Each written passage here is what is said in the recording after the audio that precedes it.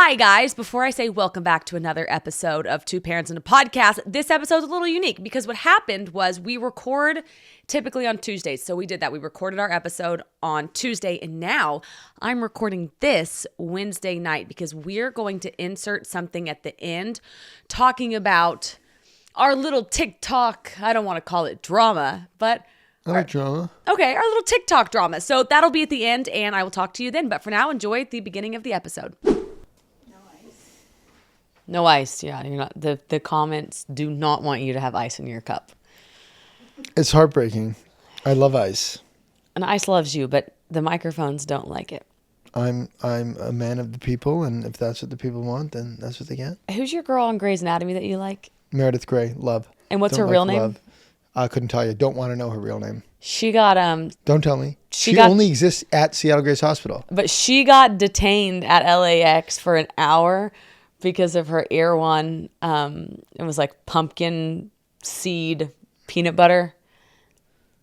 And then the first comment had the most likes, which this feels like a real Grey's Anatomy episode. Oh, she was no one better. Ellen Pompeo. Oh, you're breaking my heart. Meredith Grey. Meredith Grey. Ready? Seattle Grace. Seattle Grace Hospital is the name? Yep. Seattle Grace Hospital. Yeah. The scene when... Wait, we got to go. George is John Doe and he dies and he's in front of the bus. John Doe? Oh my God. There's nothing like it. What a name. John Doe is the name for someone anonymous. Oh, I was going to say. Yeah. There's no way they named a character John Doe. No, they were like trying to figure out who it was. And then he couldn't move. Okay. Like he was crushed by the bus. And he like on move. Someone's finger wrote 6'9" or something. 007, which was like his nickname. Oh. And like someone runs in the room like, it's George. And if you're still watching at that point, you are weeping. I bet. Oh yeah. Everyone loved George. Okay, we got to start. I don't want to do this sadness. Okay. Ready? Are we going to be allowed to keep that, or was it too sad because I also heard I was telling too many sad stories? No, we can keep it. Okay. I'm sorry to start it off. To start the... Why don't you kick us out? Okay. Kick us off. Well, you got to do the intro. Welcome to Two Parents and a Podcast. You got a haircut. It looks phenomenal. Thank you. Where were you before this that you scootered back, limed back? I did like a quick like little afternoon mix-in where I did a haircut. I like finally have a guy. You got a guy? It's my third haircut with him.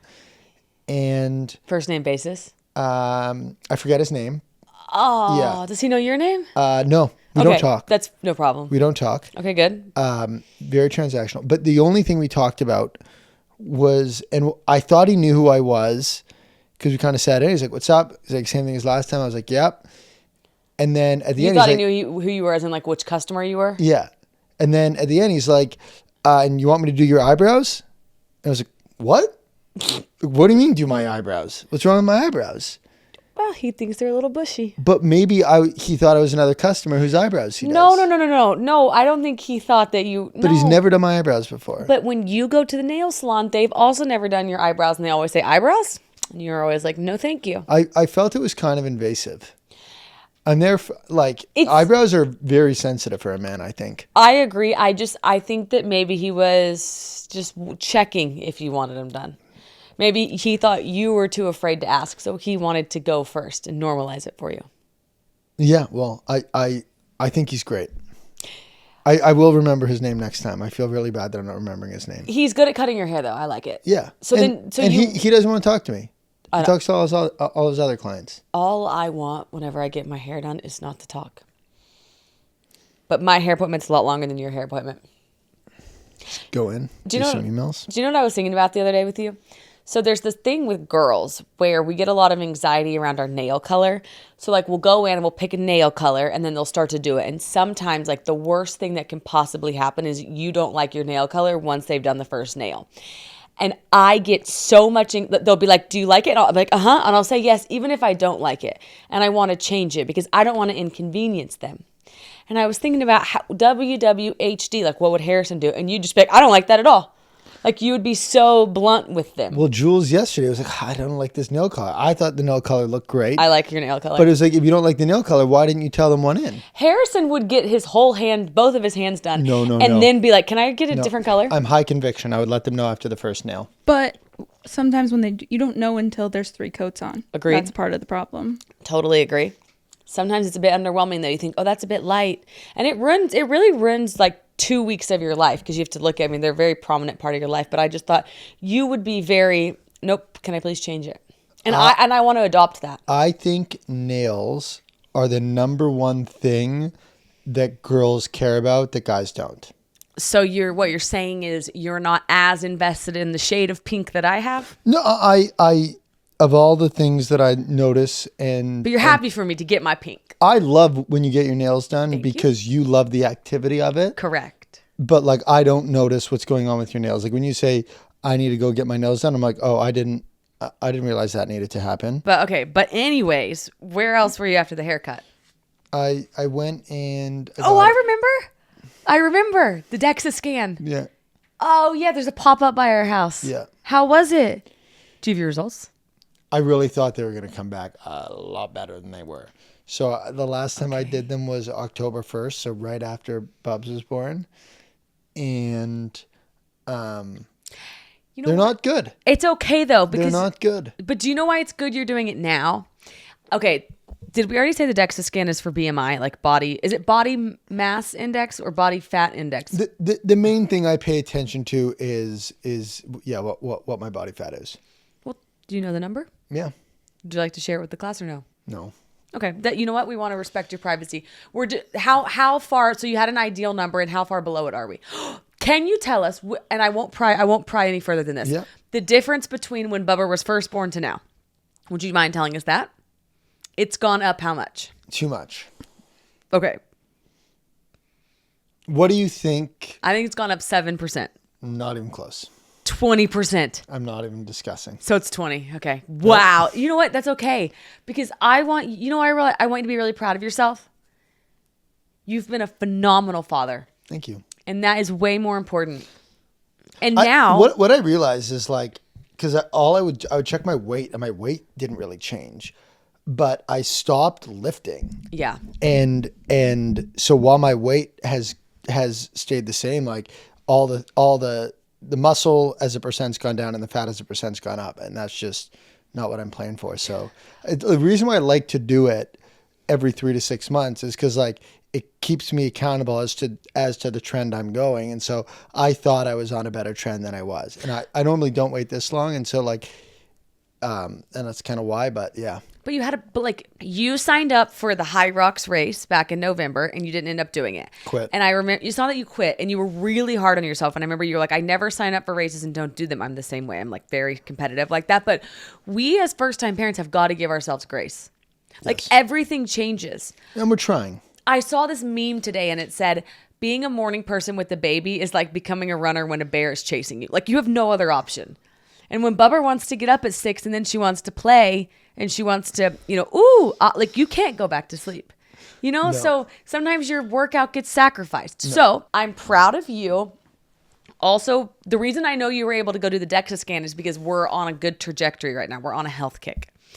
And I want to talk about EMS, which is electric.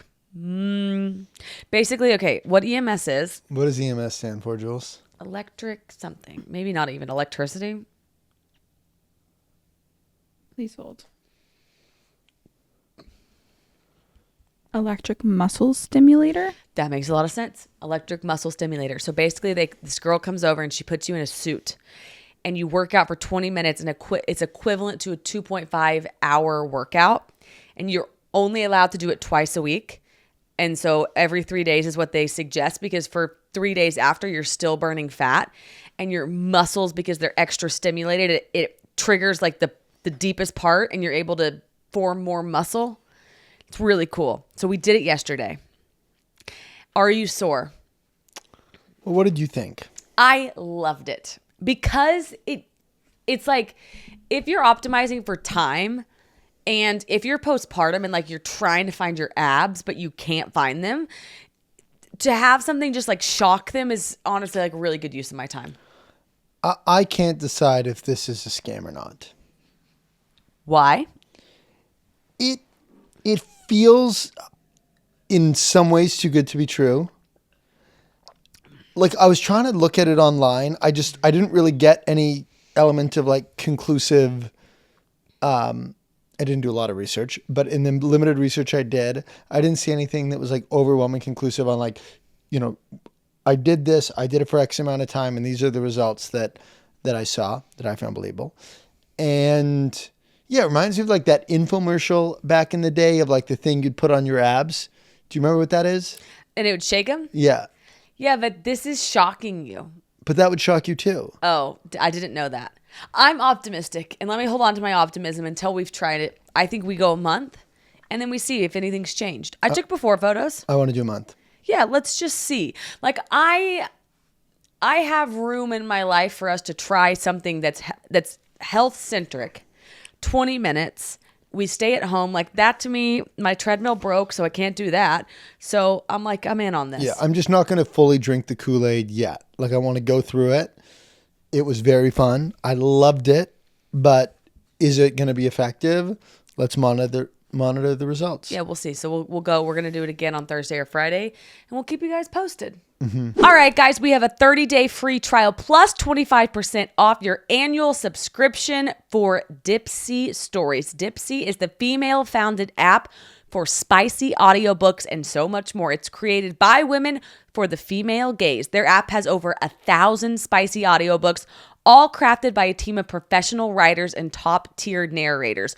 Whether you're looking for a rugged cowboy or a Scottish sailor, a sexy rendition of Pride and Prejudice, or the god of the underworld, you'll find characters you absolutely love at Dipsea, you guys. The app is so easy to explore. You can search for your favorite romance genres like contemporary, historical, dark, sports, western, so many more. So right now, you guys, you can get a 30-day free trial plus 25% off your annual subscription when you go to dipseastories.com/2parents. That's DIPSEA stories.com/2parents for 30 free days and 25% off your subscription. dipseastories.com/2parents. So I wonder if other parents do this kind of like, I feel like we were 8 months in, Bubber's 8 months. I feel like we were 7 months in and we hit a health kick stride. And I do wonder if other new parents find that as well. Like, did other dads kind of fall off the wagon for a sec and then decide one day like, hey, I want to get back into the health stuff? I wonder if that's a trend for new parents. I would assume that everyone follows a very different path, and some people bounce back a lot faster than others, and I think some people don't bounce back altogether, because like, I think that if you weren't as intentional about the changes that you wanted us to make from like a drinking perspective and a working out perspective, I don't think my path would have stopped. Like, to me, there was no end in sight. And I kind of in the past, like, gone on, 2-3 year stints where like my health just hasn't been a priority. And, so this last 7 months where I hadn't really paid attention to things, like, yeah, that could have kept going. So I do need to thank you a lot for that. Oh, of course. I love what we're doing right now, though. So also, okay, but I want to explain what you've been doing. 2 nights a week, you'll let yourself drink. So like, we went to Dirks Bentley last week and Harrison was like, I'm drinking tonight. And it's like, I think it's very important that we don't go all or nothing, because I know for you and for me, I'm an all or nothing kind of gal. I think it's good for us to find a balance. Yep. And then Saturday rolled around and Harrison was like, I'm not drinking because I drank I drank Wednesday and I drank Thursday. I went to comedy show Wednesday, little comedy dad's night out. Yeah. And then we did Dirks. Yeah. And then Friday, Saturday we just kept it chilled. low key. Yeah, it was great. And then Harrison, also, you said, like when you go out and you drink, then you eat hungover. And it's like you're eliminating that, which I think is really good. And I don't work out. Yeah, then you don't work out, then you don't feel good. And so I think that you seem to be really feeling good, so I'm excited about that. Yeah, well, you just have much better self-control than I do. I do have an immense amount of self-control, but I can't have a glass of wine. Oh, yeah. You're so good at that. I lose interest in it halfway through too. Okay. So let's discuss a little disagreement that we've had. Okay, please share. Potty training. Oh, yeah. So you're like trying to potty train the bubs around 12 months? Well, so Julie sent the chart over, and the chart showed the average age that babies, the chart showed the average age that babies are potty trained. Mm-hmm. And in the 30s and 40s, it started about 12 months. And now it starts at, I think it's 36 months. It's 36 or 40 months. Why are we saying 36 months? How many years is that? 3 years.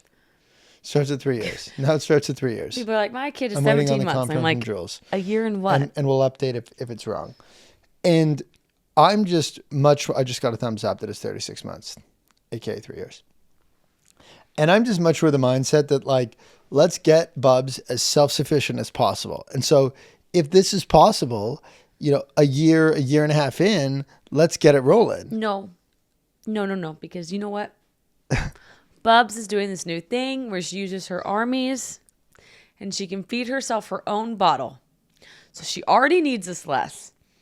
And every morning when I hand her bottle and she lays in bed with you, oh my God, and her arms they're at full extension just for her to get the milk in her mouth. I want to cry. I have to leave the room. She takes it so seriously. She could, and she's starting to put it over her head sometimes. But if you noticed, her arms, like for adults, our arms, it's only the elbow. But when she puts her arms in the air, it's the span of her whole head. It's so cute. In order for her to feed herself her bottle, she has to go full extension. Yeah, in the car seat yesterday, when we were coming back from that little hike, she had her passy in. And the bottle was just sitting there. And I saw her. She took the passy out and she put the bottle in. I was like, when did you learn to do that? No, Puppers is like doing all these things by herself. And it is breaking my heart. So the thought of not being able to change that sweet little girl's diaper will break me. So you can do all the diapers moving forward. That's a great deal. Yeah. You've been doing diapers. But you know what you stopped doing? You gave me sleep and night duty. You just passed it right on over to me.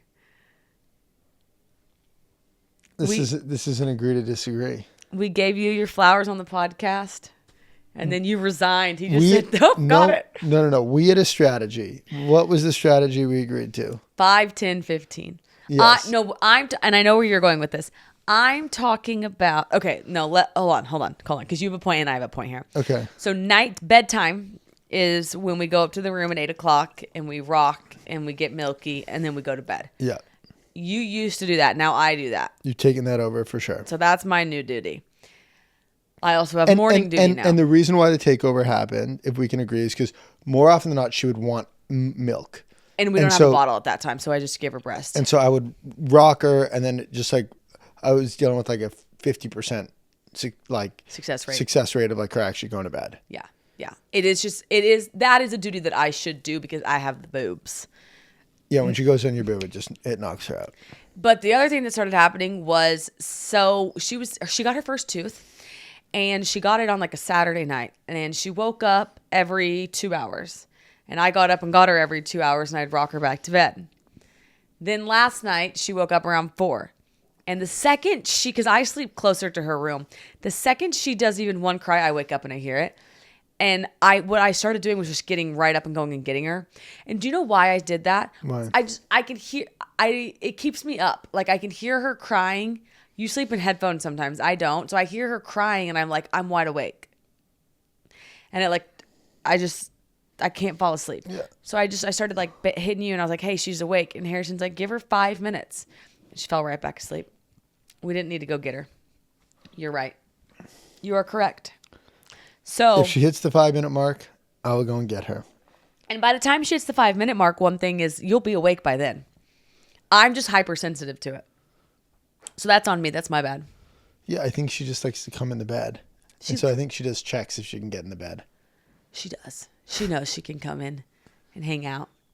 She's just so cute. I tell you what. The last thing I want that girl doing is being potty trained. Like, I want her to be potty trained, obviously, but I do get attached to like, okay, so her needing bottle time. I was like, man, we got to feed her a bottle. Now that she can feed herself her bottle, I'm like, oh no, I want her to need to feed it to her. I don't think you have quite the same emotional attachments. I think her feeding herself the bottle is like the cutest thing ever. It's precious, but it's a little bit sad. Yeah, no, I hear you. All right, let's go to... So this episode, we're going to talk about mom shaming. By the way, I'm going to share a story on the internet and talk about it. I made a video kind of responding to it. So we are going to get into that. But before we do that, ladies and gentlemen, we're going to go into things we DM'd. You go first. Take it away. Okay. Sparky. So You look like Benson Boone with your mustache. Thank you. I love Benson Boone, but I don't want to look like him. So I wouldn't say that was... I'd like to look like his music if I could look like his music, but that's not possible. We'll cut that. Okay, so what did I DM you? I DM'd you that there's this guy named Ross Albrecht. Okay. Okay. And he started a business called Silk Road. Do you know what that is? No. It was a marketplace online where you could buy and sell things using crypto. It was like the first of its kind. Cool. And while the idea was cool, where it quickly turned uncool was what it was used for was all illegal activities. He was scamming people? No, like selling drugs, selling guns, but like also people weren't selling like other bad things. Their cars. Like when you Google him, it just says drug dealer. Yes. Bad guy. What's his first name? Ross. And so he ended up going and getting sentenced to life in prison. Life? Because he it was I believe he was convicted for conspiracy to commit murder, where like he hired hitmen to go kill people. And they were paying for that with Bitcoin? I'm sure. So who did he want to kill? The way the police got him, it's actually a crazy story. Like they couldn't figure out who he was, and he was conducting it all from a coffee shop, and his computer was like the raid on it. The key to the raid was they had to get to him before he could get his laptop shut, because the view is if he got his laptop shut, they'd never be able to like actually get in there and get what they needed. So whatever. Long story short, this guy gets convicted, is spending life in jail, gets pardoned, and everyone knows what Ross's Bitcoin wallet is. So, following, because everyone has Bitcoin, they have IDs. And everyone knows his ID. Everyone has a Bitcoin wallet ID, exactly. And then the big whales or big personalities, as they call them, people like to track the transactions going in and out of those wallets. Like, what are they buying? What are they selling? And someone last week wired his wallet $30 million. And it has the whole crypto world being like, what is going on? And what a lot of people think is he hid $30 million when he went to prison and then got out and somebody gave it back, wired it back to himself. Wow. Yeah. So everyone, this is what people think, alleged, whatever. Right. Okay. Allegedly. What I find fascinating is like, okay, so people can just, if they knew your wallet, they knew my wallet ID. They knew your wallet ID, which how would they find out your wallet ID? If I posted it. Some people post it because they want you to know. Yeah. And some people, it gets doxed. Okay. So, it gets figured out one way or another. So people figured out his wallet ID. Yeah. And then you can track, you can see, like, what did they buy? The transactions going to and from the wallets. Wow. Yeah. Because it's all on the blockchain. And then they saw he got $30 million. Yeah. Who else has, like, a public, anybody? Do we know, like, Jay-Z's wallet? I feel like this is probably something good to Google. Like, I don't track these things, but the crypto world pays a lot of attention to it. Is it like Venmo? You can make it private? No. You cannot make it private if your wallet's out. So, okay. So he has the $30 million in Bitcoin. So he doesn't actually have $30 million in his bank account, though. Or can you make your Bitcoin money in your bank account? Is it liquid? So what he can do is he can then sell that Bitcoin for US dollars. For 1-to-1, 30 million for 30 million. Wow. To who? Who's he sell it to? Another buyer Bitcoin. But what if no one wants to buy it? Well, it gets bought from like a centralized exchange. Okay, because it's a currency. So he wouldn't know who Bought it. Who bought it. He'd put it up like a stock, and then people could buy the stock. Exactly. Okay, cool. Okay, wow. That's very juicy stuff. Jules, do we know who's... The number one most famous is Snoop Dogg. Oh. Really?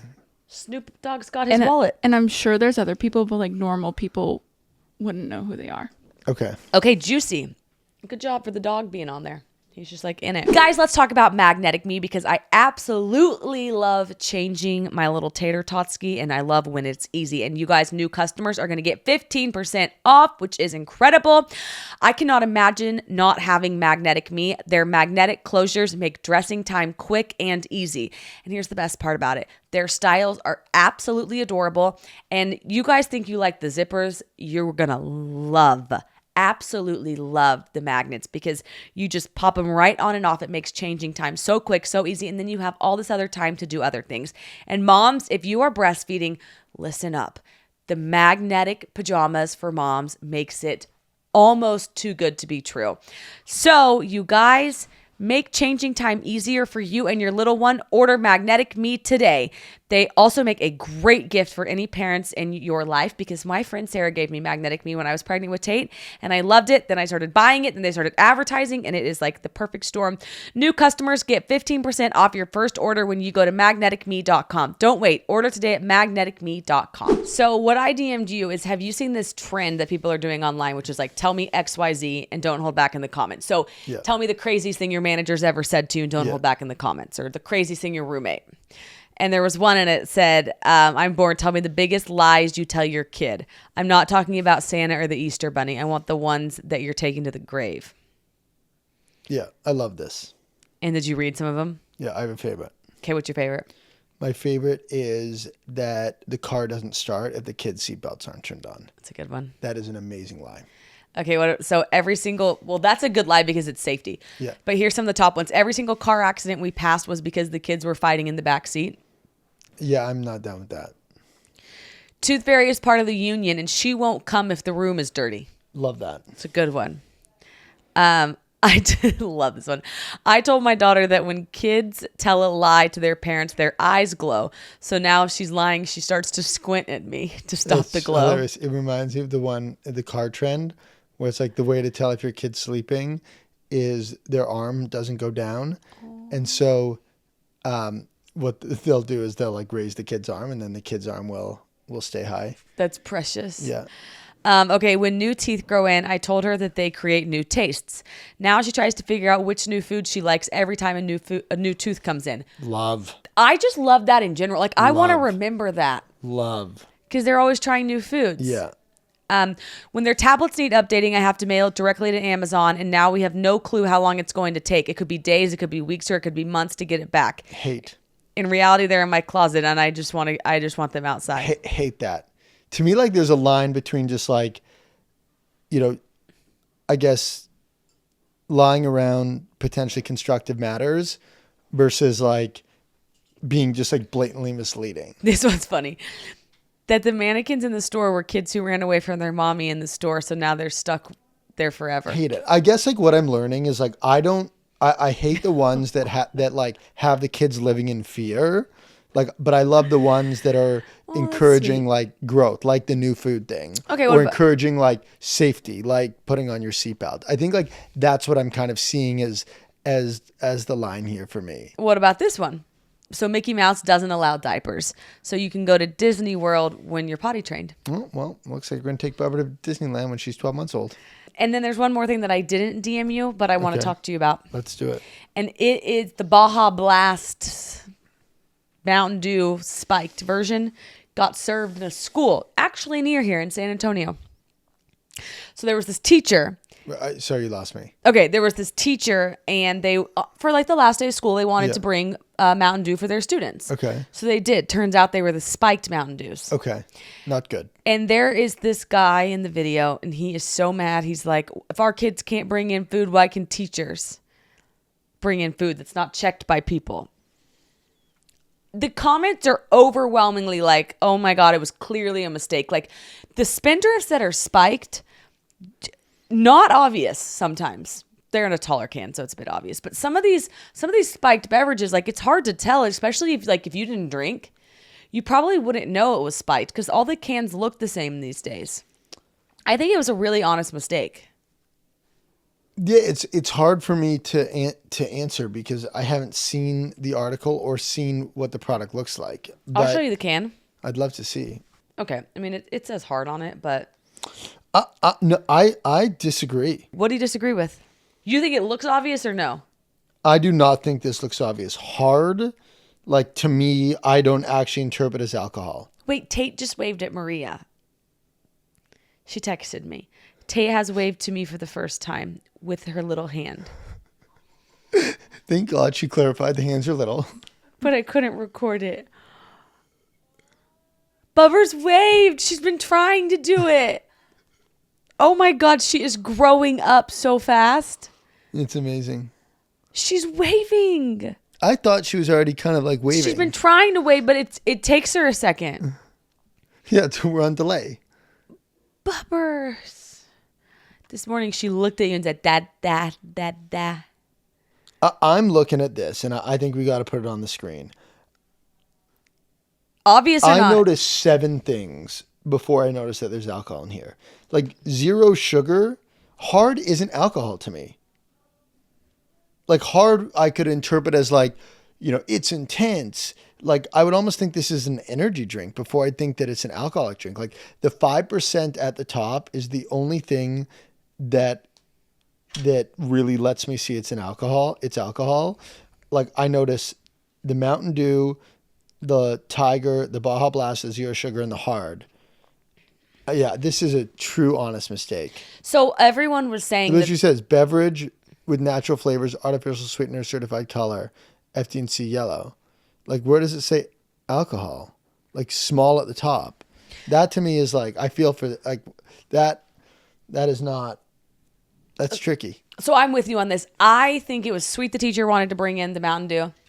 I think a complete honest mistake, and I really hope that they're like launching an investigation into it. And to me, it is just like, because also at the store, I don't know if you've noticed, but I read the comments on this too, and then I started thinking about it. They're right next to each other. So the cans, the spiked cans with the not cans, like I'm bringing it all together now. If I'm in a store and I'm buying it, I see how I can make that mistake. But if I'm buying it for someone else, I'm going to I feel like you're going to double tap more into what it is. So I actually think I think they should investigate it. I think that he does need to be held accountable. Held accountable how though? Because like when you are serving kid stuff, like you should be double checking. I guarantee you this person, the last thing they thought was that I was shocked Mountain Dew made spiked. Like since when? Yeah, like as a teacher, you need to be careful. What? So Coke now, like is Diet Coke gonna come out with like a Jack and Coke? Like I don't know. I wouldn't. Yeah, I just want to shitty situation. Did the kids get drunk? No, they had like half of a can or something. And then who noticed? I don't know. That's the thing too. Did the teacher notice or his heart must have her? How old was she? The teacher. That's where I get sad. Like what if this is like a bit of an older teacher or something, and they don't know that all these cans are spiked these days. I just if nobody got hurt, they all went to the nurse's office. All the teachers were notified. Like. It's a contained mistake. I do see how it's really scary. I just think I could also see how you could do it. Because here's the thing. I'm assuming the teacher's older because maybe they didn't ID her. If you got ID'd buying it, then we got... Yeah. Then we're confused. Yeah. No, that to me feels like some misleading marketing from the company. I just see how it could be really confusing. And the thing about the stores is they don't have it in like a separate area. Like you don't have to go to the liquor store part of it. The spiked drinks are right there. I didn't know that. So, okay, now that's a good segue into the main thing we're going to chat about. And the main thing is there was this mom who made a video on TikTok, and I think her name is Mac, M-A-K, maybe it's Mackenzie. And she was saying, like, does anybody else not talk to their baby? Like, I didn't know that I was supposed to talk to my baby. My baby's 11 months old. And it's not, in her other point in her video, is like, it's not that I don't know I'm supposed to talk to my baby. I find it awkward talking to my baby. And I mean, the crowd goes wild. Like, people erupted and they were like, how do you not know you can talk to your phone, but you can't talk to your baby? And I just felt like people were so mean to this mom. And it broke my heart because I felt like she was coming from a place of curiosity. She clearly had no ill intent. Clearly was just like a sweet mom being like, hey, does anybody else not do this? Yeah, I'm totally with you here. And like, to me, the intent and the intention is what matters most.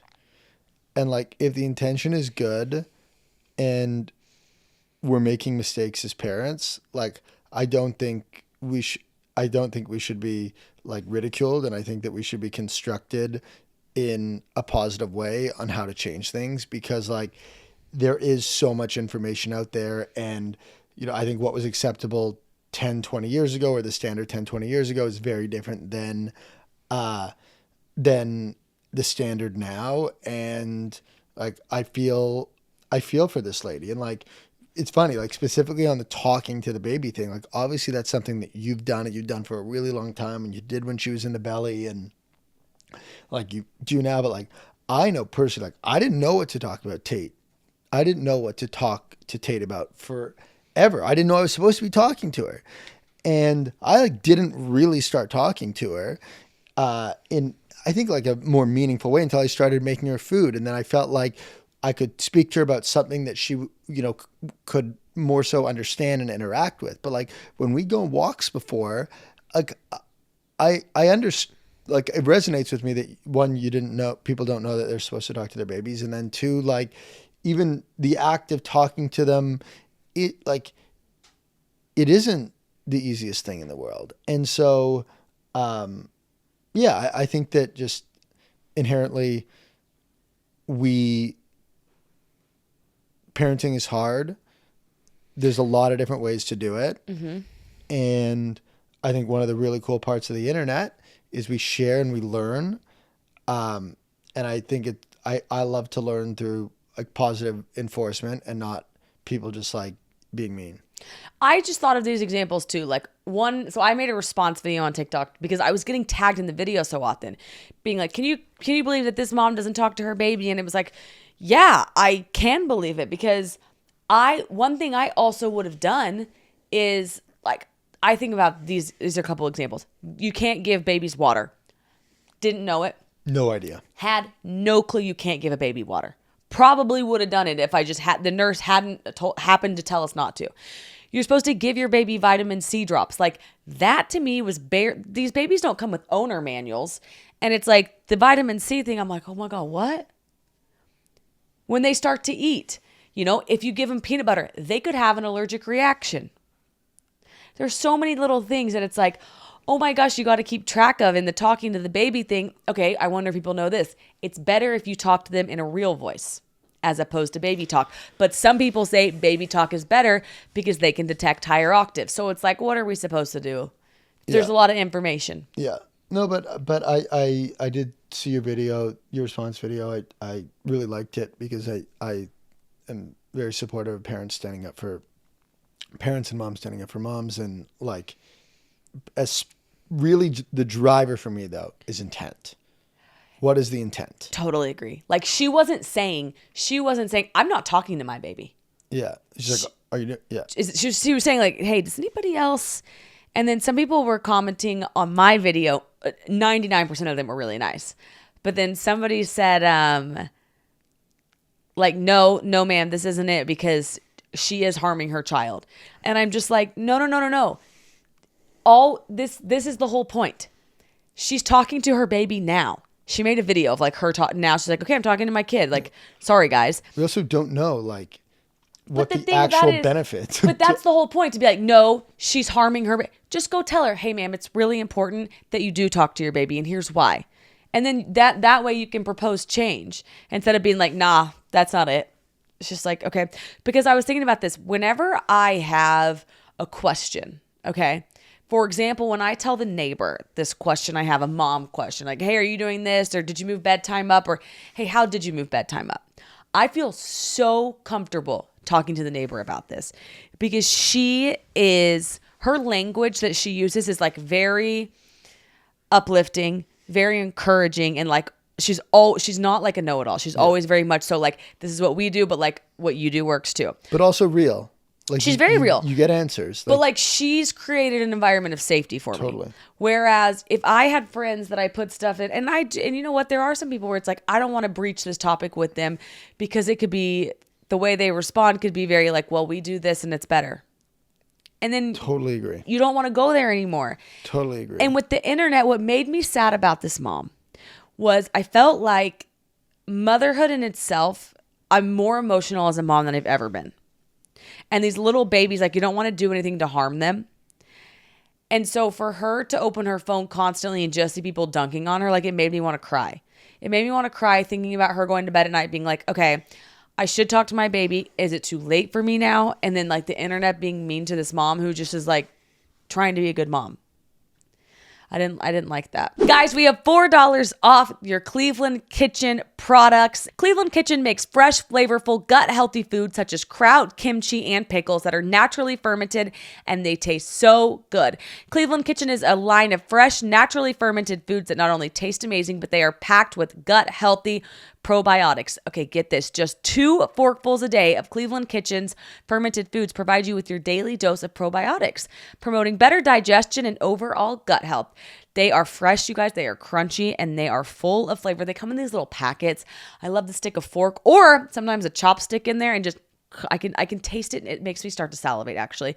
They're easy to use and their convenience is unbelievable. They're available in the produce section of most grocery stores and through Instacart. So you guys want to make gut health easy and delicious? Find Cleveland Kitchen's fresh fermented foods in the refrigerated section of your local grocery store today or have them delivered straight to your door. And our listeners get $4 off. Head over to clevelandkitchen.com/podcast. That's CLEVELAND kitchen, KITCHEN.com/podcast for $4 off. What's that? I want to read, what was that article of the languages about? Jules was reading me this article yesterday about these phrases are mom shaming. Okay, so listen to this language. Are you listening? Yeah. Okay. Oh, you do that? We don't allow X in our house. Okay. Yes. Right? Very. What's the word you want to use? Demeaning? Yeah, demeaning is a good word. It's never been an issue for us, probably because we X'd from the beginning. Oh, these are so triggering to me. Yeah. Have you tried X? Insert something super obvious or completely privileged and out of touch. It works wonders for us. It's so funny. Like as you say these, like you just, you know, the certain parents you talk to that like never use language like this, and certain parents you talk to that like these are just kind of like their go-tos. Yeah. If you just do X, your child would have no choice but to do what you're asking. Yeah. What is funny about it though is like, I do back to intent. I do think like the intent in a lot of times like parents are saying stuff like that is positive. And like, I remember I was just talking to a friend about like their snoo and like they could not get their kid to sleep in the snoo.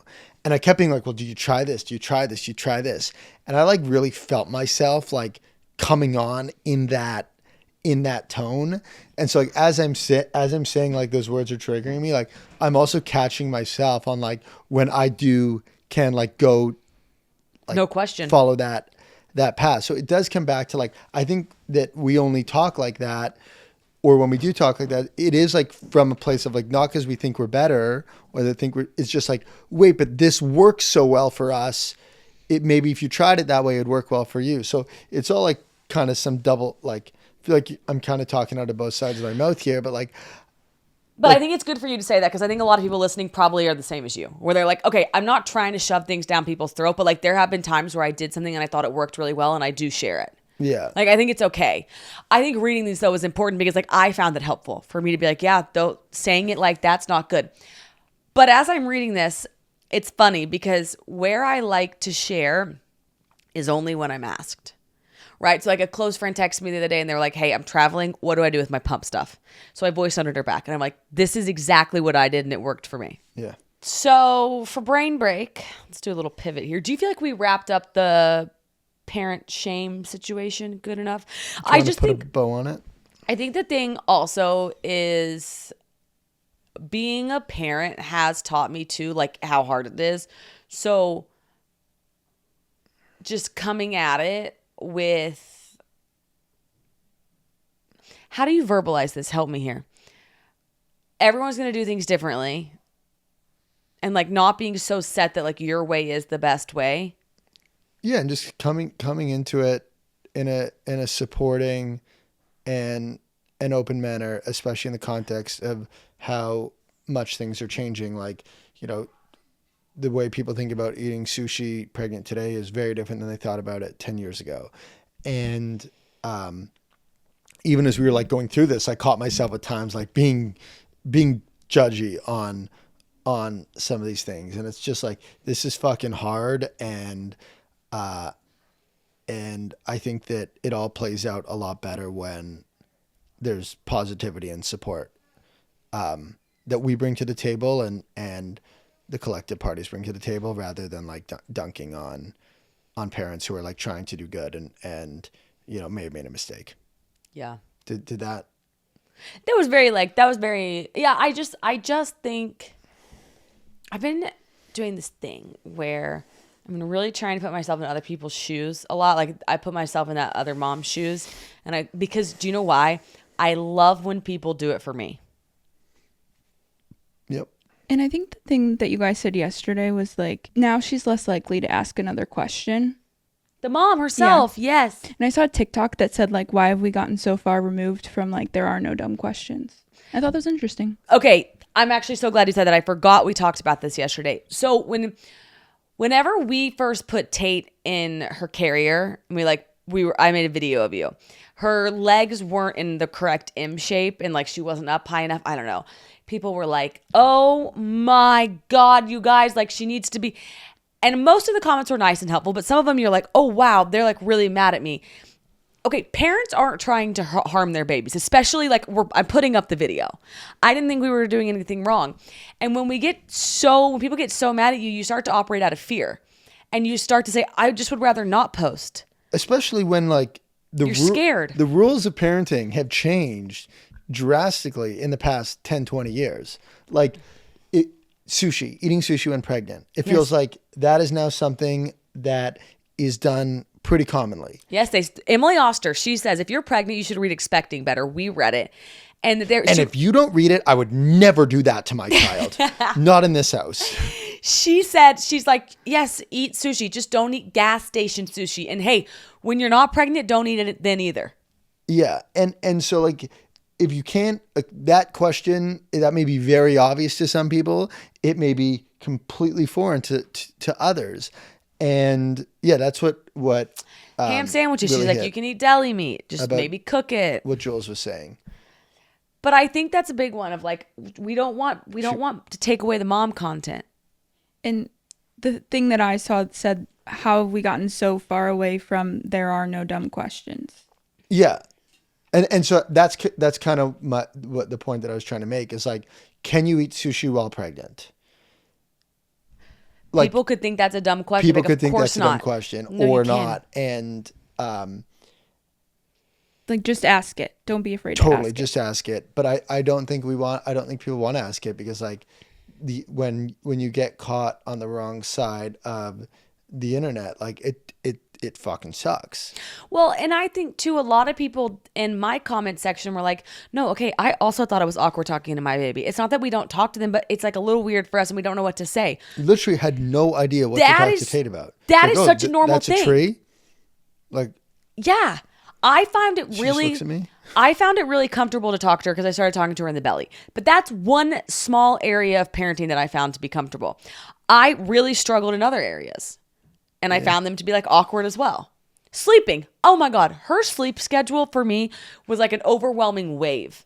For you, you just did it on ChatGPT, right? But like that's one area where I was like, whoa, this is like a lot for me. Yeah, but you've been an amazing mother. You truly have. And you're a great father. But we are all just out here doing the very best we can. That's what I think. And it's fucking hard. I'll have my areas, right? We're all going to have our areas.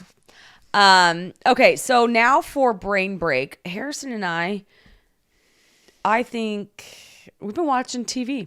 Like, I'm obsessed with this, The Secrets We Keep. So we watched Our Friends and Neighbors. It's a 12 out of 10 ending. Like, that last episode, I will not spoil it for you. Run, don't walk. It was so good. So I'm a weirdo when it comes to TV. Okay. And I don't want to know anything. You don't even want to watch the preview? I don't want to watch the preview. I want to know a brief one-liner what it's about, but no more than 5 to 10 words. And what kills me, and Alex Cost and I fight about this all the time. Well, not fight, but like when someone says, like you just did, like, and it's an amazing ending, ruins the show for me. Because I watch the whole show waiting for the ending. Or if someone's like, great show, there's a bunch of twists. Then I'm sitting there and I'm watching the show waiting for the twist. And they're like, I didn't ruin it for you. It's like, but like you didn't tell me what the twist was, but now you have me looking for the twist. Okay, that's feedback I can accept. My mom, who I love very, very dearly. Goes without saying, but fact. She is very good at identifying great shows and shows that I would like. She's very good at it. But the moment she says you should watch show X, I need to be like, Mom, please stop. That's it. That's all you want to know. Because she'll give you the, like, you know, don't worry about the second and third episodes that get a little slow. The fourth episode's a great a great little twist. I'm like, Mom, like, yeah. That's a good point. Now here's the other show we're watching right now is Secrets We Keep. And I've never made it through more than 5 minutes of a show that was translated into English. Like it's another language and they have the voiceovers. I'm usually a hard no on those, but you were like, no, let's keep going.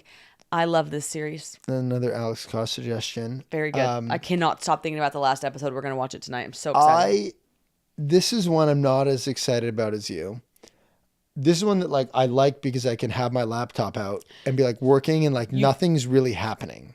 I just like don't agree with that at all. I mean, I can't even look at my phone during it. Okay.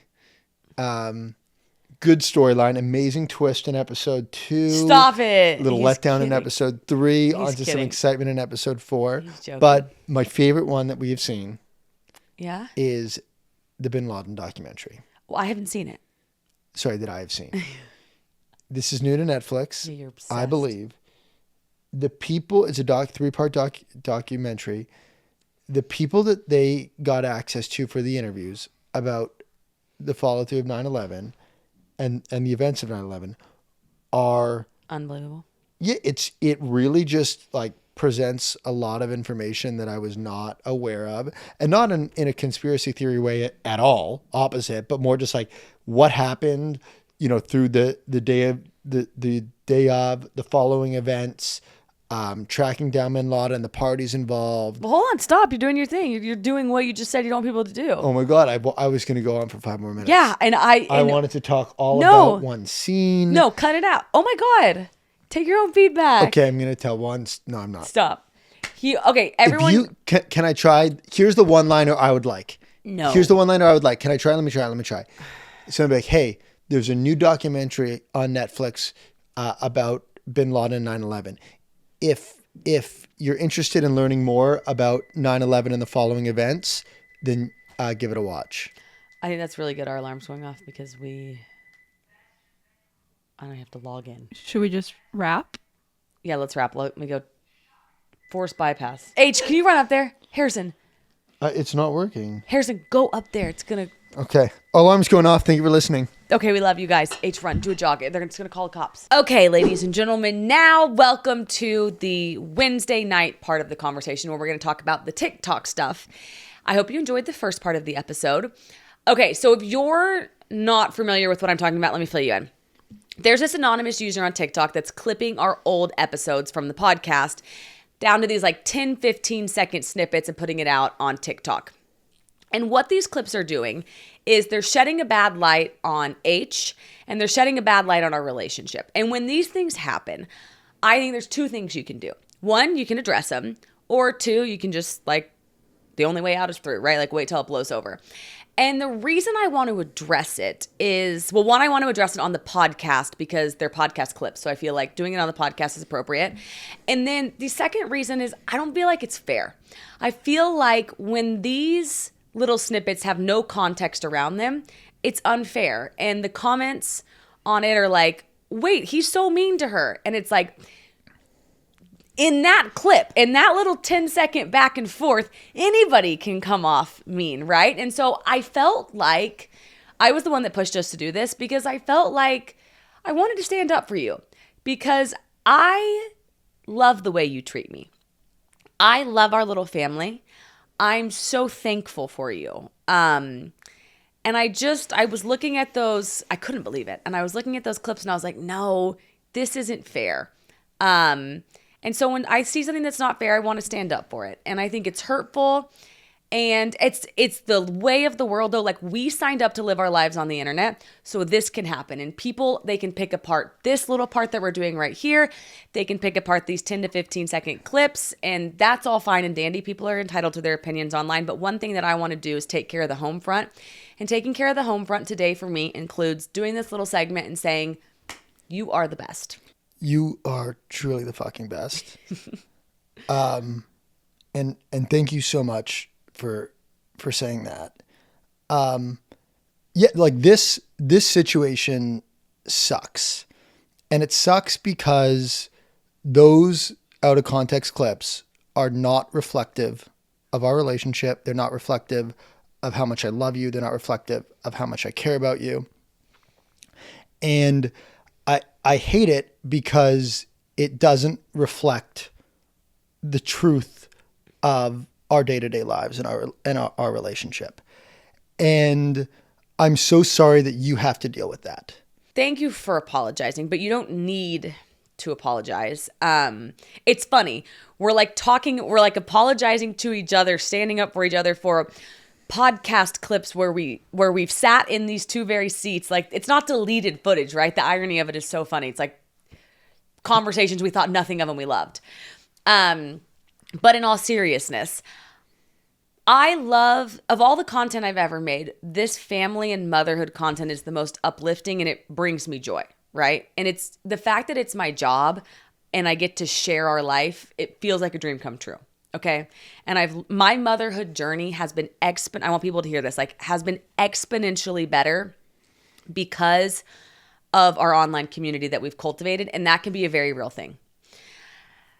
But what's happened now is people are coming to my comments and they're like, oh, he's a red flag, or, oh, can't believe he talked to you that way. And that part, it's insulting. It's not uplifting me. I want to make something clear in a kind way, but I need to stand up for myself and say this. I'm hard-headed. I have a lot of guts. I'd even say I have balls, and I know when to walk away from situations that don't serve me, that I don't want to be in. Like, guys, I got divorced at 29 and I was in, sorry to go here, but like, I was in a cushy, comfortable situation that I think a lot of people would love to be in. And I wanted more for myself and I wanted something different. And that part of my story is a really important part of it. That chapter in my book is probably the most pivotal. And the fact that I was able to do it is special to me because it was hard. And so to have people come and say, that's why I take it almost a little bit personally. And I say, oh, no, can't have that, you guys, because I fought for this kind of love. And whenever I left that marriage, I was like, I want to find something so special. And the moment I met you, I don't know what's going on with me, but I want to cry. The moment I met you, I fell in love with you and I thought, I want to spend the rest of my life with this person. And it's turned out to be the best decision I ever made. You are the best partner. You are so freaking fun. You're spontaneous, and and the number one thing that you are that I think that means the most to me is you're a phenomenal father. And so I just want to say to the people that are like, Alex, do you see the signs? Guys, all you saw was a 15-second clip. And I urge you, before you come and comment something mean to me, and I know you don't mean it mean. I think you mean it as a cautionary, as a flag for me. And I know that your heart's in the right place when you do that. But people that listen to the podcast, I know they're not commenting, saying that. I know they're the ones in there saying, no, you guys, this is their banter. There was one girl that commented and she was like, I have been listening to every episode. These clips are so out of context. You guys have your banter, you have your relationship, and you guys are supportive of each other. Like the rest of us know. And I commented back and I did a handshake because those people know. But when and I'm rambling now, but do you see my point? Yeah. When it's out of the context and people come to me and say that, I want to say, guys, I can fend for myself. I can make a decision. And I don't know if I can proclaim this myself, but I'm one strong-willed woman and I love where I ended up myself. There's I saw a comment that was like, yeah, she's too good for him. And I fully stand by that with everything you just said there. You are an unbelievable mother. You are such a strong, independent person. And I'm so proud to be your partner. And I'm so proud to be able to make all this content with you and share it with the community and the internet. Even though sometimes things can be mean. But we've, if we look at the past year, like we probably put out over 100 hours of content, and we put out the good, the bad, and the banter. And, I think there's been a lot of stuff that's been super entertaining, and there's certain times that like we totally missed the mark and I totally missed the mark. Mm-hmm. And like with like a lot of those clips, with the banter clips, like I really stand by them. Mm-hmm. Like I think if you watch those episodes, you would totally get the back and forth and see the lighthearted nature of it. Well, sorry. One example of that though is you're like, I'll talk to my social media manager. The massive component that's missing there, people are like, he has a social media manager. 5 minutes before that, I was like, Harrison, I'm going to run your social media. So you lose. That's a really good point. You do. We literally had a bit going where you were running I was the manager. my social for a while. But keep going. Sorry. But the one clip that I truly missed the mark that I do need to own up to is the marriage clip. And that is so uncomfortable and so awkward. And what's crazy about it is like, one, like that already went viral over a year ago. It's over a year old. Two, we were like told not to put that out. But we're very loose with what goes out. And I'm really sorry that saw the light of day, because that just doesn't accurately portray our situation. And I just wish nothing more than I had said, yes, we are getting married. We just don't know when, but I got cute with my words. I look like an asshole. And it was a really, I put our whole situation in a bad light. And I'm very sorry for that. Sometimes we're just going to miss the mark. And luckily we have video footage to remember. Well, I can't wait until we do get married to set the record very straight. Same. And there may be more details there that at some point are shared. Oh. And clipped, perhaps. Oh, wow. What a little tidbit there. Okay. Well, is there anything else you want to say on the matter? Here's my thing. I just kind of want to wrap it up and put a bow on it. Like these things happen. It's the way of the world on the internet. Like we sign up to live our lives online. There's going to be people aren't going to like this response. I mean, there's a million different things to tear apart. I just want to make sure, we always talk about this, that the home front is good, that me, you, and Bubber are rock solid. And I think when we have rocks, they can take wind, and this is some wind. And like, I can't wait to get back to sharing our lives. I love our little community. Yeah. Well, I'm sorry. As I said before, I'm sorry that you're dealing with this. I love you more than anything. It sucks to see like our relationship not accurately portrayed, but I love life with you. I can't wait to keep doing it with you, both when the cameras are on and off. Yes, sir. Same. I love you. And ladies and gentlemen, as always, thank you for listening. Thank you for listening. Thanks for listening to another episode of Two Parents in a Podcast, powered by Just Media House. If you enjoyed the show, don't forget to like, subscribe, comment, rate, and review. Stay connected on Instagram, TikTok, YouTube, and Facebook at Two Parents in a Pod. Welcome to our home. Sorry it's so messy. New episodes every Thursday.